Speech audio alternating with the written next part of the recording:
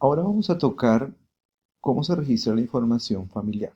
Vamos a iniciar con la información demográfica que va a incluir edades, fechas de nacimiento, muertes, ocupaciones y nivel ocupacional o educacional. Por lo menos si ya estuviéramos graficando el genograma, mi genograma, tendría que colocar lógico un cuadrado y si soy el consultante o paciente identificado con recuadro, ¿sí? Incluiría mi edad. Entonces, ejemplo, 55 años, fecha de nacimiento, 1965, y pues no coloco arribita a la derecha la muerte, pues porque no se ha presentado, afortunadamente, ¿sí? Como yo soy psicólogo, entonces y tengo una maestría, entonces colocaría maestría en psicología clínica, ¿sí?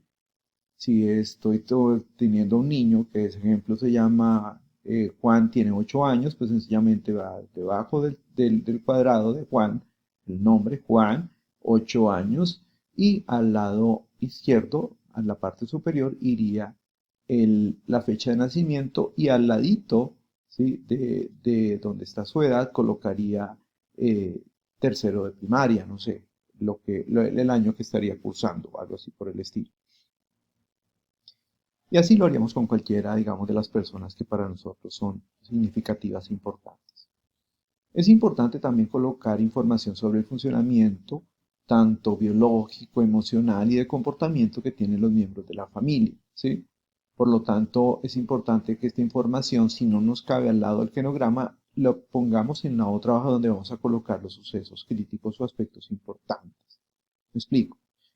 En mi caso, donde dice maestría en psicología clínica y debajito puedo colocar hipertensión porque soy un paciente que controla la hipertensión. Pero si por lo menos estuviese hablando de Marta, que tiene 27 años y que tiene una condición de diabetes, pues coloco diabetes, pero también como está pasando, ha sido diagnosticada con depresión, colocaría depresión, ¿sí? Ahí al lado digamos, del círculo donde he graficado a Marta con el doble círculo.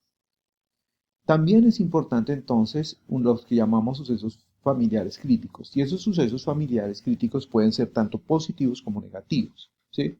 Me explico. Allí vamos a colocar transiciones importantes, cambios de las relaciones, si la persona ha migrado o ha sido desplazada, si ha tenido fracasos o éxitos académicos o laborales.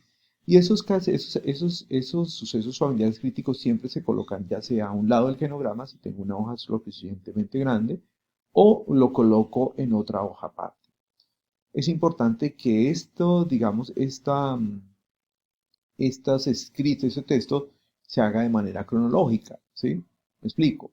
Si yo digo los primeros eventos críticos fueron estos, entonces coloco en 1995, pierde la madre de ella es asesinada, en el 2012 ella, digamos, fue promovida en su trabajo, en 2013 pierde el trabajo, en el 2015 sucede que muere su hijo en un accidente, eso se llamaríamos elementos críticos. Pero recuerden que son tanto críticos como positivos.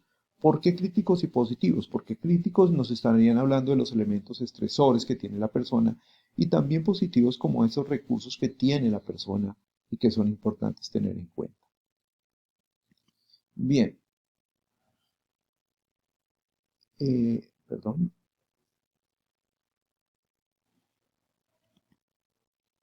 En el delineado de las relaciones es importante entender que ese delineado nos va a hablar del tipo de vínculo que establecen, que tienen las personas, ¿sí?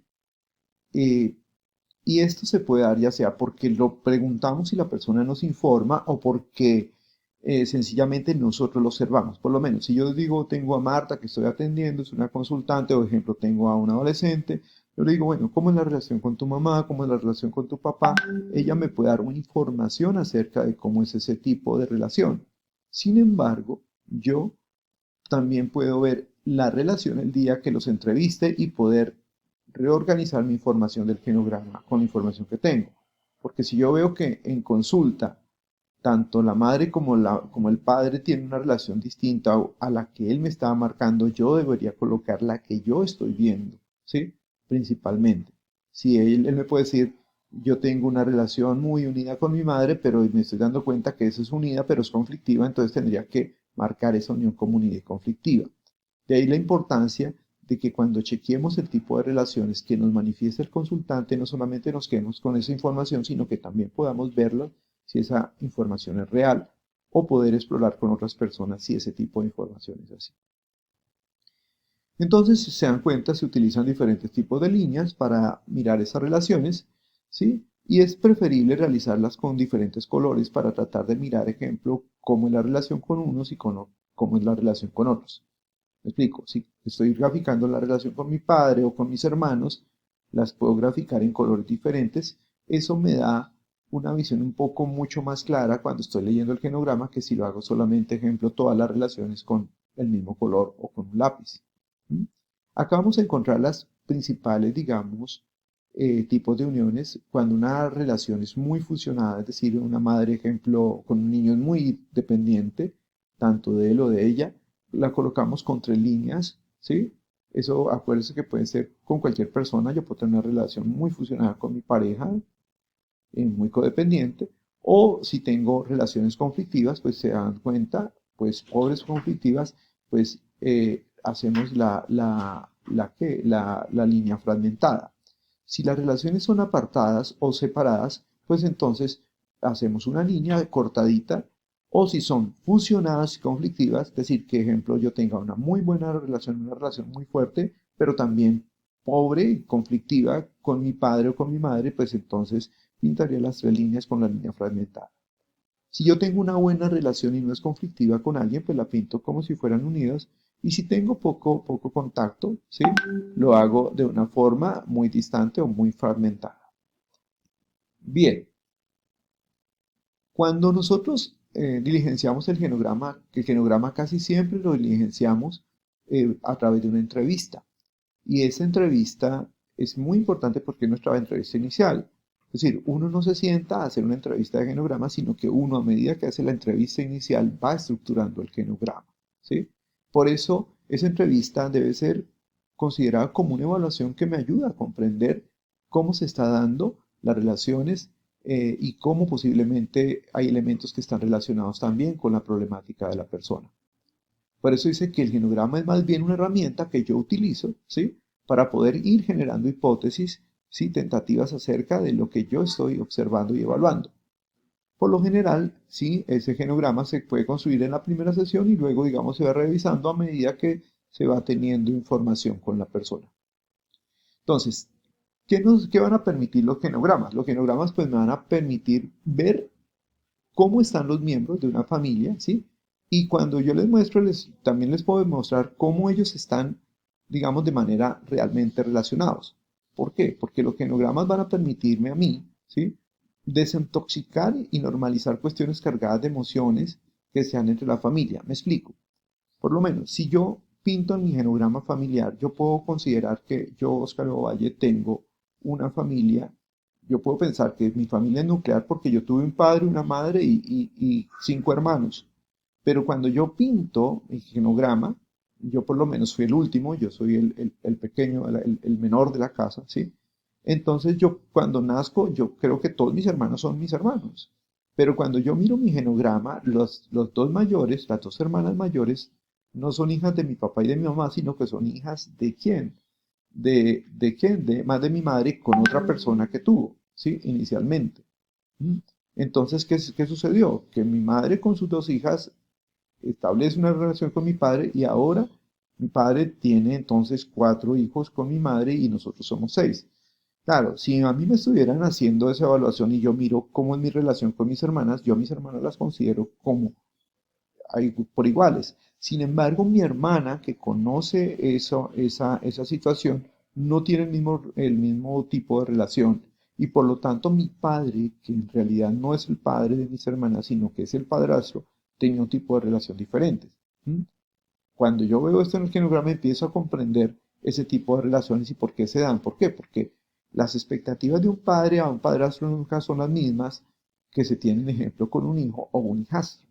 Entonces es muy importante ver esto del genograma, por eso el genograma nos permite ver eso, incluso el genograma, ¿sí? Nos va a permitir ver, ejemplo, de una familia a otra, cómo se han transmitido una serie de patrones, digamos, familiares. Ejemplo, tú puedes ver que en un determinado momento el abuelo se llamaba tal, el hijo también y ahora el nieto también. O que mi mamá se llama, mi abuela se llamaba María, mi mamá María Alejandra y ahora yo me llamo María Camila. ¿Cómo se van transmitiendo ciertos patrones? Yo puedo ir viendo en mi genograma cómo por lo menos yo que estoy diciendo voy a casarme con alguien, pues provengo de una familia donde todas son separaciones. ¿Mm? Entonces el genograma me va a permitir empezar a comprender cómo es mi funcionamiento familiar y cómo de alguna otra forma hay una serie de expectativas, de creencias y de cosas que se van pasando, digamos, de manera familiar, ¿sí? Eh, eh, y que tienen alguna incidencia en eso. Por eso el genograma, cuando uno lo analiza, lo puede analizar de manera vertical, es decir, de una generación a otra, ¿sí? O lo podemos analizar de forma horizontal de cómo se están dando las relaciones, principalmente en una familia o en un tipo de relaciones. Bien, con esto estamos terminando la presentación de lo que son los genogramas, ¿sí? Y cómo, digamos, se hace en cierta forma la graficación. Les recuerdo que ustedes van a estar graficando su propio genograma y posteriormente van a estar trabajando de manera grupal. Muchas gracias.